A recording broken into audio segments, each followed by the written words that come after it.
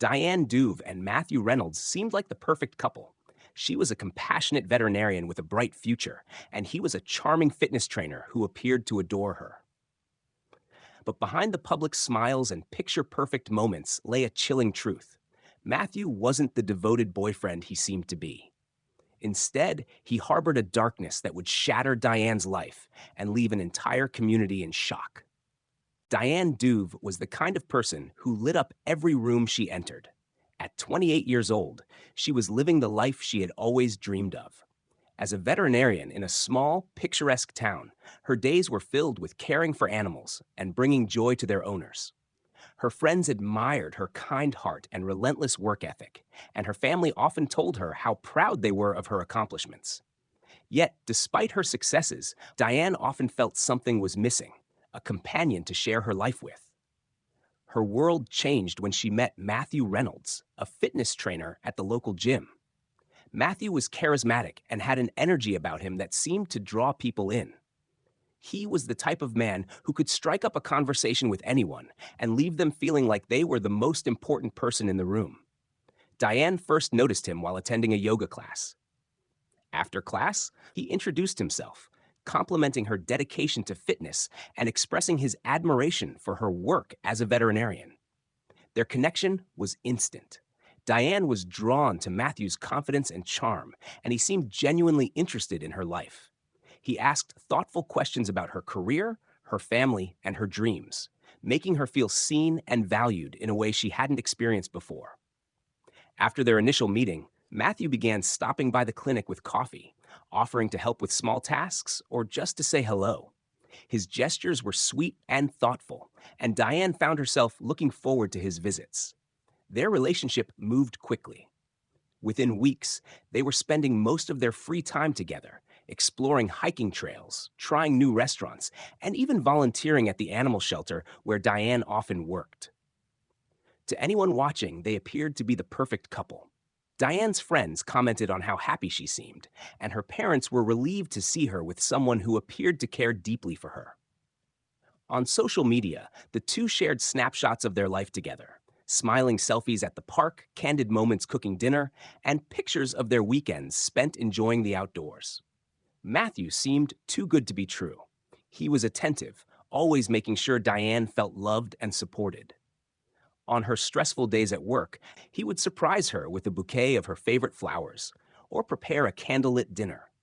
He spoke about their future together, making plans that included traveling to new places and one day starting a family. Diane felt she had finally found the missing piece of her life.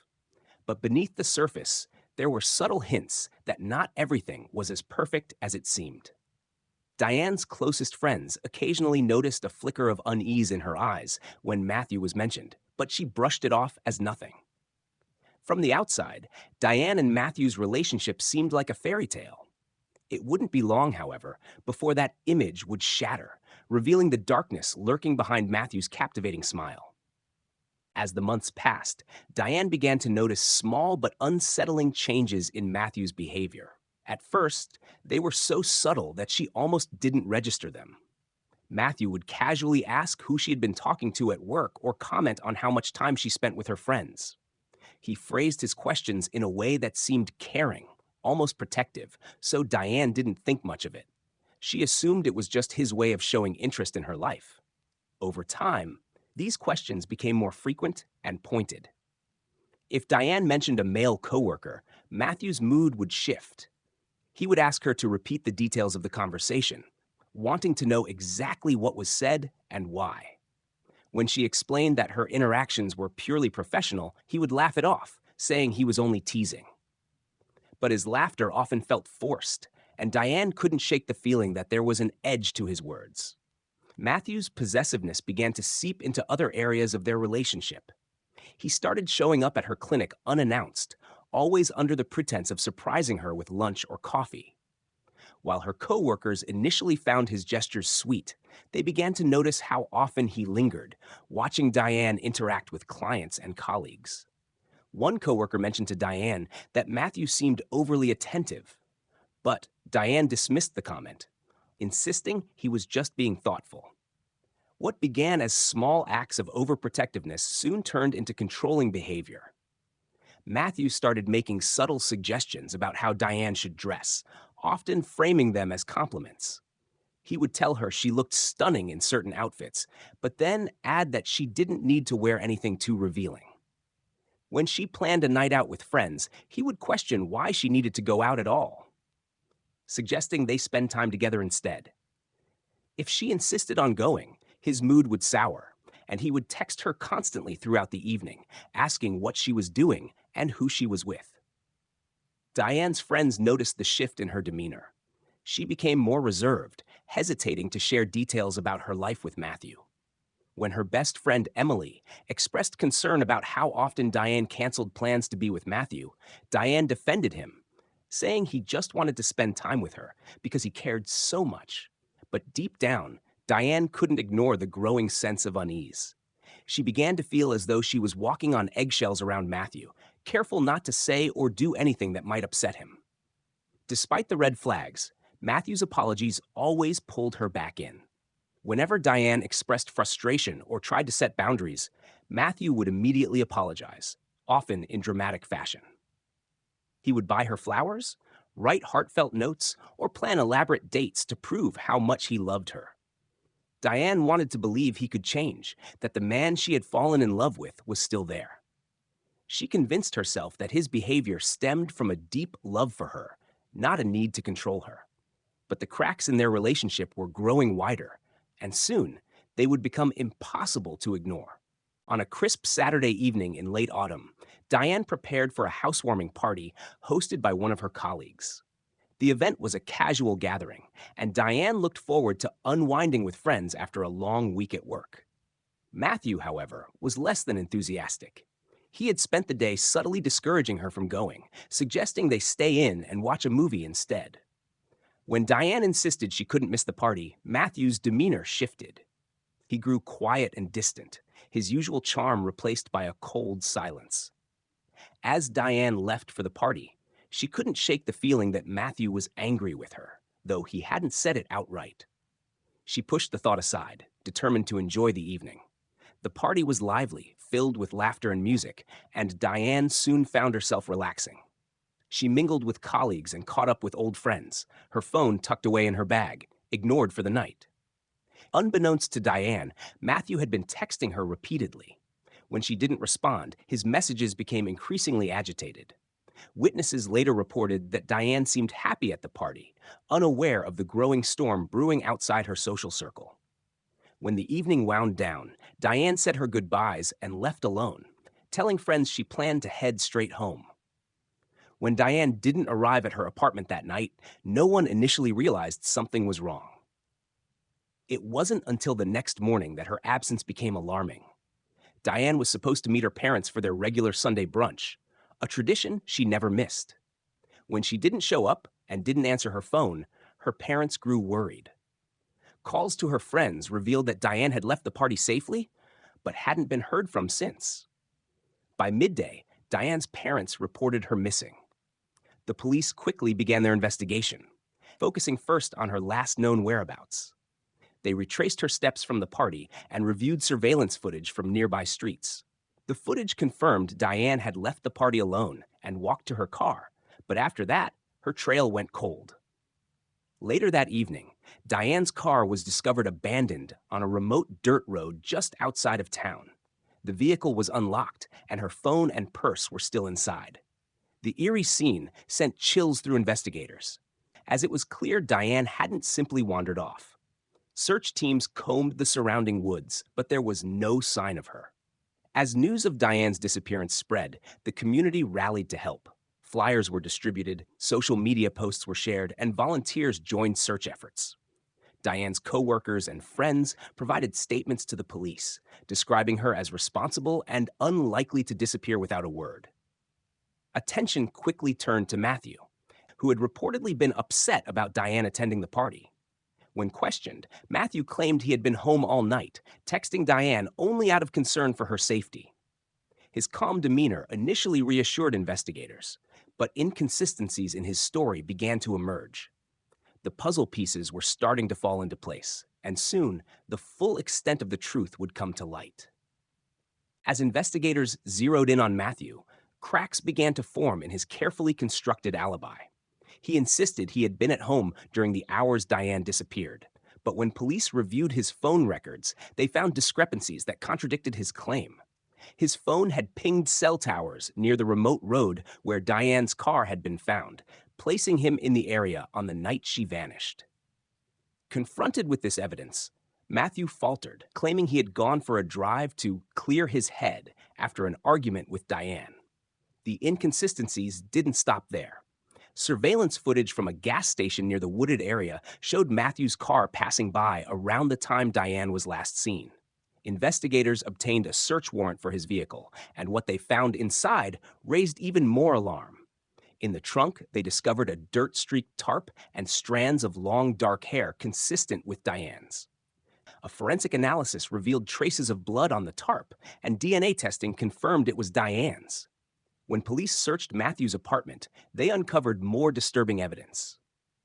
In a laundry basket, they found a sweatshirt with small but visible bloodstains, later matched to Diane.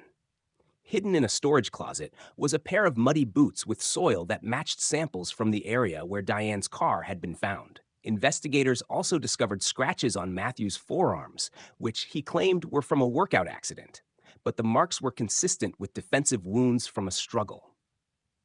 As the evidence mounted, a chilling portrait of Matthew began to emerge. His ex-girlfriends came forward, sharing unsettling stories of their experiences with him. They described a pattern of controlling and obsessive behavior, often escalating to verbal and physical abuse. Several admitted they had ended their relationships out of fear for their safety. One ex revealed that Matthew had once stalked her after their breakup, showing up uninvited at her workplace and leaving threatening messages.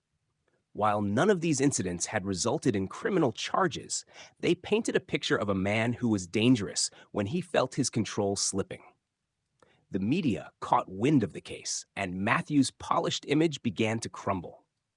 Reporters uncovered old social media posts in which he presented himself as the ideal boyfriend, sharing romantic anecdotes and photos with past partners. These posts now seemed like a facade, crafted to mask the manipulative behavior described by those who knew him personally. Public opinion turned against him as the evidence and testimonies piled up. Days stretched into weeks without Diane being found, but investigators refused to give up. Search teams combed the wooded area near where her car was discovered, using cadaver dogs and ground-penetrating radar. Finally, after nearly 2 weeks, a grim discovery was made. Diane's body was found buried in a shallow grave in a dense section of forest. The autopsy revealed she had been strangled, and injuries on her hands indicated she had fought desperately for her life. The case against Matthew was now undeniable. The evidence, combined with his history and the circumstances surrounding Diane's disappearance, painted a clear picture. The seemingly perfect boyfriend had been hiding a sinister truth all along. The discovery of Diane's body marked a turning point in the case. Investigators worked swiftly to build a solid case against Matthew, ensuring that justice for Diane would be served. The forensic evidence linking him to the crime scene was overwhelming. Fibers from Matthew's car matched the ones found on Diane's clothing, and the blood on his sweatshirt provided undeniable proof of his involvement. With every new piece of evidence, his facade crumbled further. When Matthew was arrested, he maintained his innocence, claiming Diane's death had been a tragic accident. Under interrogation, he admitted to meeting Diane the night of her disappearance, but insisted they had argued, and in a moment of anger, she had fallen and hit her head. However, the autopsy report contradicted his story, revealing that Diane had been strangled, a deliberate and violent act. The defensive wounds on her hands and arms showed she had fought for her life, a heartbreaking testament to her final moments. The trial became a national spectacle, drawing widespread attention to the shocking details of the case. Prosecutors painted a grim picture of Matthew as a manipulative and controlling man who couldn't handle the prospect of losing Diane. They argued that his jealousy and need for dominance had escalated into a deadly obsession. Witnesses, including Diane's friends, family, and Matthew's ex-girlfriends, testified about his possessive behavior and history of emotional abuse. Their testimonies provided a chilling insight into the dark side of a man who had appeared so charming and kind. The defense attempted to cast doubt on the prosecution's narrative, portraying Matthew as a flawed but loving partner who had made a terrible mistake. They argued that his actions after Diane's death, disposing of her body and lying to investigators, were acts of panic, not premeditation. But the jury saw through these arguments, understanding that the overwhelming evidence left no room for doubt. Matthew's calculated attempts to cover his tracks, from abandoning Diane's car to burying her body, spoke to his guilt. The verdict came swiftly. After just a few hours of deliberation, the jury found Matthew guilty of first-degree murder. The judge sentenced him to life in prison without the possibility of parole, ensuring he would never harm anyone again.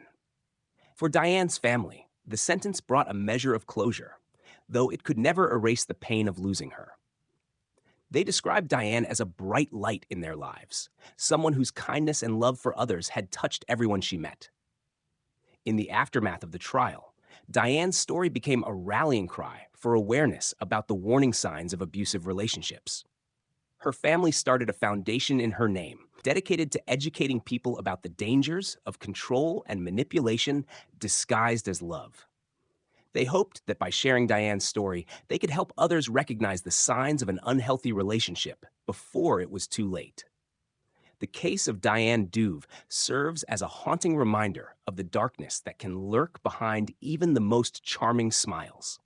It is a testament to the importance of trusting your instincts and recognizing when someone's love is not love at all, but a mask for something far more dangerous. Diane's legacy lives on, not just as a victim, but as a symbol of strength and hope for those trapped in the shadows of abuse.